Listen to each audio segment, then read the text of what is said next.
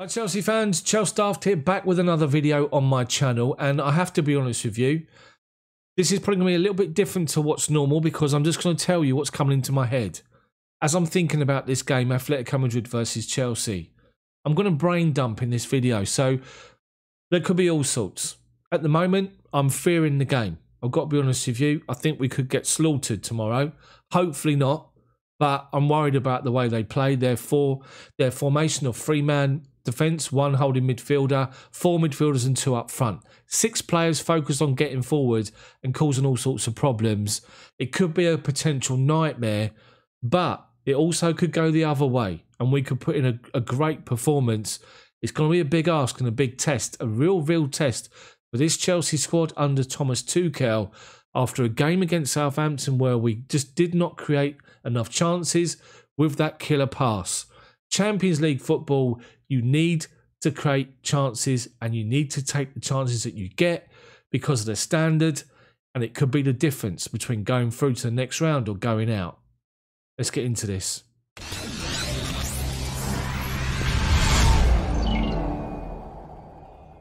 So, I said in the beginning I'm just going to do a bit of a brain dump here, and I have to be honest with you, I'm more fearing the game than I am looking forward to it. I personally think the three-man defence doesn't work. I just think playing the three-man defence and the two wing-backs, you're taking away probably the strengths of our squad. The strength of our squad is in attacking areas and wide. Christian Pulisic wide, Hakim Ziyech wide, and then maybe a number 10 in behind a main striker in a 4-2-3-1 formation. Some people might say it's a bit unbalanced, but when you're looking at what other teams are doing, especially Atletico, the three defenders, the one midfielder to protect and to just sit and defend, with the other 6 allowed the freedom to go forward, it gives you an insight as to how you can get the best out of this Chelsea team. Playing the 3-4-3 as we do, 2 number 10s, you're taking away the strength of our team, which is wide areas. Ziyech, Werner, Hudson-Odoi, you know, Pulisic, natural positions, apart from Werner obviously, but he still likes to cut in from that left-hand side. Play to the strengths of the players that you've got rather than try and shoehorn them into a formation that doesn't suit them. Aspie's not a centre-back, natural centre-back. You know, Marcos Alonso is better as a wing-back, yes. Is he good enough to play Atletico Madrid and give you that defensive stability, defensive cover? I don't think he is. Would you risk playing Hudson-Odoi on the right-hand side, going forward and rely on him getting back and defending? No, because the threat that they've got wide. We need to go defensive tomorrow in those areas. So why not play a rigid 4-3-3 or a 4-2-3-1? Play 2 fullbacks, proper fullbacks, 2 proper centre-backs, the goalkeeper, 2 midfielders on the pivot working in tandem, 2 wide players, 1 number 10, and the striker. For me, when you're thinking about football tactics, you want to exert your style on the opposition. You want to give the opposition something to think about, much more than you have to worry about them. Obviously, you have to worry about them and what they can do, but you hopefully counteract it with your tactic, which then gives them something to think about in the game. At the moment, I think that we're pretty much same with the same formation, with the same sort of moves in the players and what we're looking to do down the left-hand side, what we're looking to do down the right-hand side. Yes, against Newcastle it worked and it was great. At other teams, it's been good. Southampton stunted us. They made us, they just shut the door. So you need to come up with something different. Creating chances, it's all well and good getting into these final third. Like Thomas Tuchel said, the final 20 metres was really bad, poor. And it was. You get to the edge of their box and you need that killer ball. Will we find that tomorrow playing the same way? You know, you're relying on the 2 number 10s and our striker. Now, their 3 defenders and their 1 defensive midfielder will deal with our 3 players in that area with a spare man.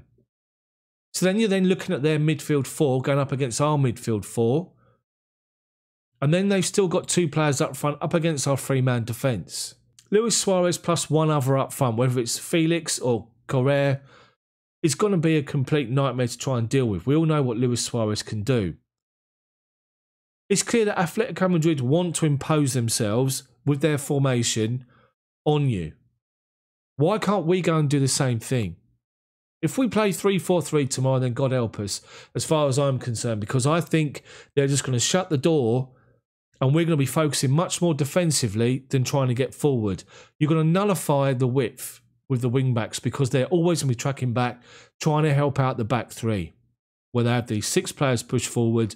You're also then relying on the 2 midfielders to try and work hard and try and get a foothold in the game. And then you're going to get sucked backwards and there are going to be massive gaps appear between our defence, midfield and the attacking players. We need to impose ourselves on them by making them think about something defensively. Switch to a 4-2-3-1. Play Pulisic left. Put Ziyech on the right-hand side. Put Kai Havertz in behind Timo Werner. Play the Dream 4 that everyone keeps talking about. You've got an alternative option. Play Hudson-Odoi rather than Pulisic or Hudson-Odoi rather than Ziyech. Play Mount rather than Havertz. Start Giroud or Tammy up front, not Werner. But it's clear you need to get in behind the Atletico Madrid back 3. Put Werner through the middle. That attacking 4 will give anybody in Europe massive problems. Headaches as to what to deal with. If you play 4-2-3-1, their 1 midfielder and their 3 centre-backs have got a big problem. So straight away, you're then asking one of their midfield 4 to drop back in and provide cover. You're forcing them to change their tactic. Our midfield 2 be up against their midfield 3, but then we've still got the options of our fullbacks tucking in, getting involved. And for me, it's just a much better option for us going forward because we've seen that we are toothless or have been toothless at times and just struggle for that final ball. With the likes of Pulisic, Havertz, Ziyech, you've got creativity. You've got people that can open the door with one ball. You're playing players in a natural position. Havertz is a natural number 10, whereas Mason Mount is box to box. Still do a job as a number 10, as we all know.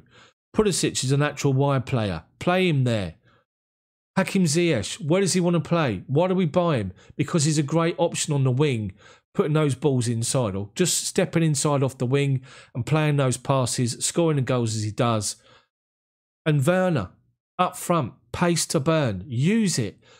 Give these problems, the teams we're playing against, the rest of the Premier League, teams in Europe we're going to come up against if we go through, real problems to try and deal with and try and sort out how they can go against it, how they can cope with what we're trying to do up front.